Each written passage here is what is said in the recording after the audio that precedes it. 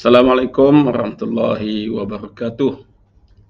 Salam sejahtera tuan-tuan. Saya membaca kenyataan yang dibuat oleh Ahli Majlis Pimpinan Tertinggi Bersatu Saifuddin Abdullah yang juga merupakan Ahli Parlimen Indra Mahkota yang menasihatkan kerajaan supaya bersikap lebih rasional dalam politik dan bukannya terdesak selepas melihat PN menerima sambutan daripada rakyat.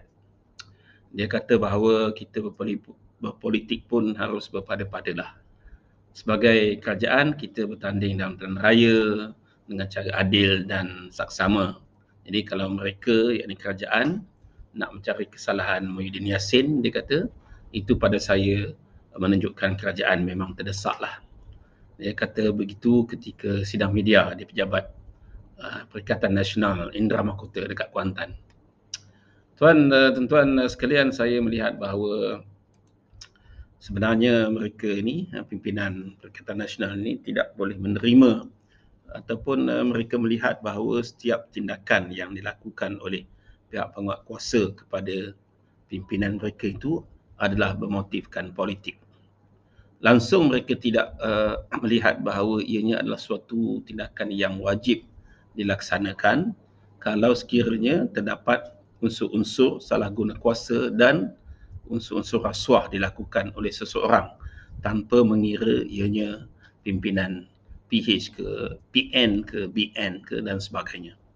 Sebab itu kita sepatutnya berterima kasih kepada pihak berkuasa yang menyiasat sesiapa juga yang didapati ada melakukan salah guna kuasa atau rasuah. Tetapi nampaknya mereka ini cuba mencari alasan atau cuba nak mengelirukan rakyat bahawa setiap tindakan yang dikenakan kepada pimpinan mereka itu adalah bermotif politik. Kononnya kerajaan perpaduan nak memburukkan nama PN, nak mengaibkan pimpinan PN hanya untuk tujuan politik. Itu bila pimpinan-pimpinan itu disiasat, didakwa, maka dengan sendirinya rakyat akan menolak mereka. Jadi bagi saya sepatutnya sebagai seorang pemimpin yang bertanggungjawab, sesiapa juga mesti mengambil tindakan pendakwaan atau penyiasatan ini adalah tindakan yang positif, iaitu kita nak membasmi segala salah guna kuasa dan juga rasuah yang mungkin berlaku.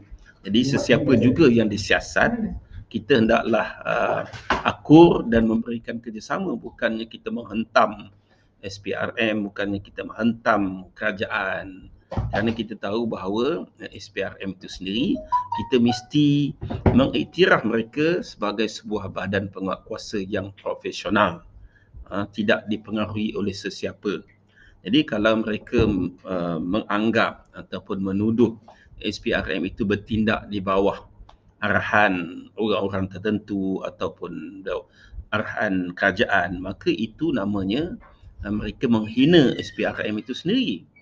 Kan? Itu suatu perkara yang amat malang dalam negara kita kalau badan-badan penguatkuasa seperti SPRM, seperti polis, PDRM, seperti institusi kehakiman dan sebagainya itu dituduh bersekongkol ataupun diperalatkan oleh kerajaan. Itu suatu tuduhan yang berat dan amat malang kerana ia sudah tentu menjejaskan kredibiliti badan-badan penguatkuasa itu sendiri. Malah mungkin ianya boleh menghakis kepercayaan rakyat kepada badan-badan penguatkuasa itu. Jadi kalau rakyat dah tak percaya kepada badan-badan penguatkuasa itu, kita bimbang rakyat akan mengambil tindakan sendiri, mengambil undang-undang sendiri, tidak lagi menunggu pihak penguatkuasa untuk mengambil tindakan.